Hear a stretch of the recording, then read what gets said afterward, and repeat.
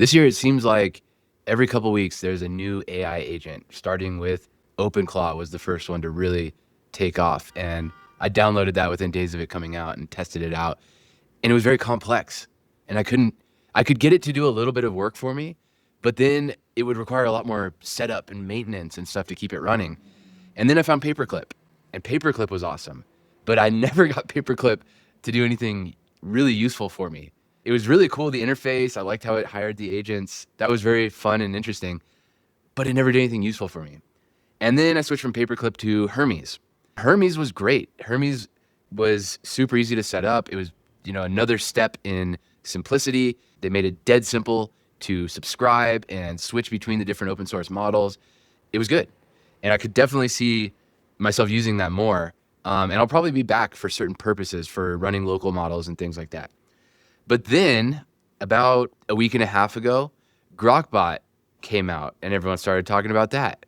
Because I love testing this stuff, I downloaded it right away and I've used it every day since. It was not cheap. The day I signed up, you had to be on I forget what they call it, the Ultra plan. That's $200 a month. So I signed up for that because I really wanted to try it. And then the next day, they made it where you could use it on their cheaper plans, their $20 a month and their $100 a month ones. But I haven't regretted it at all. It's immediately doing useful stuff for me. So you can see here, the layout is dead simple. And you just click up on the top left and you can say new bot or new channel. And channels are like chat pages where you can have multiple different bots in a single chat thread and talk to them if they have different functions. And the new bot is a particular purpose bot. So you can see here, I have different ones for personal stuff and for my various businesses. So like for my Descript mastery business, I have a social media bot that is connected to YouTube by API and it responds to comments for me. I have a Kajabi bot that just handles my course platform. And that bot alone deserves a huge shout out because it's done all sorts of reorganizing of hundreds of lessons inside of my course.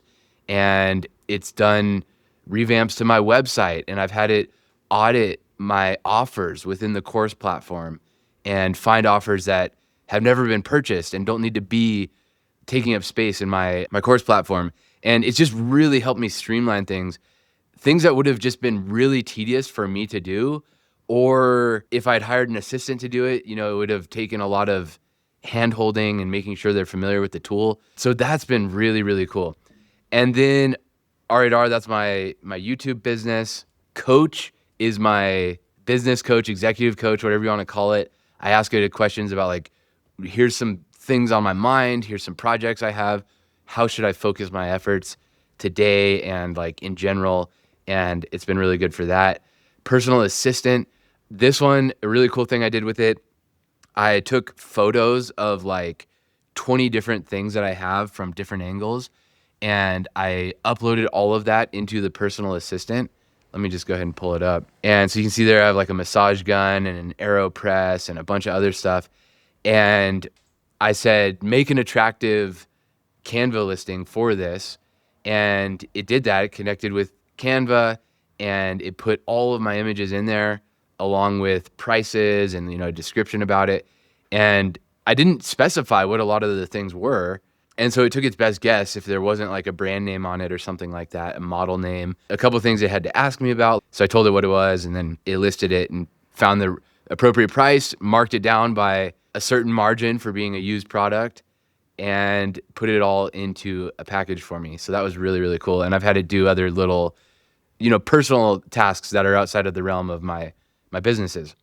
And then personal trainer, I uploaded a photo of my workout tracking app and it gave me feedback. It was like, I would go a little lighter on the cardio the day after a leg day so it just gave me like feedback based on my existing training rhythms. And so that was really an interesting, cool thing. And it even gave me some suggestions on diet. So here it is. I said I need to make an order, prepare a shopping list for me. And this is basic stuff. I mean, everyone's done this with ChatGPT since the earliest versions in November 2022. Like, this is a very, very basic functionality. The next step would be for me to hook this up with Uber Eats or Costco or something and have it go ahead and order that for me. But it's cool to have it in one chat stream where I can ask it about my training plan and my diet plan and stuff like that. And then I made a marketing chatbot. I called it Marketing Department. And I was asking it about, should I do a press release? What could I be doing differently? Who could I be reaching out to spread the word on my business? Here's what my business does. And it gave me some suggestions on that. So again, though, the Kajabi agent has been a game changer. It probably did at least 20 hours, maybe 40 hours of work for me this week of stuff that I just never would have done because it would have been so low priority. It wouldn't have made sense to hire somebody to do it, but it really does help my bottom line. It really does help my business be more efficient and my core product be that much better. So this is a super exciting time. I love documenting this kind of stuff. And I'm sure before the end of the year, and in fact, already Grok Bot has competition. Because one of the cool things I should mention about Grok Bot is if you click on the computer screen in the top right corner, Grok Bot is actually running a virtual machine inside of itself. So, I have the Mac Mini sitting here on my desk. I have the Raspberry Pi. I've run local models, local agents on those machines. I did that to create a gap from my personal data. With this, it's nice because you don't need to give it access to any of your files. I mean, you could have certain folders that you set up and, keep it sandboxed, like only look in these folders. But I like that it has its own virtual machine.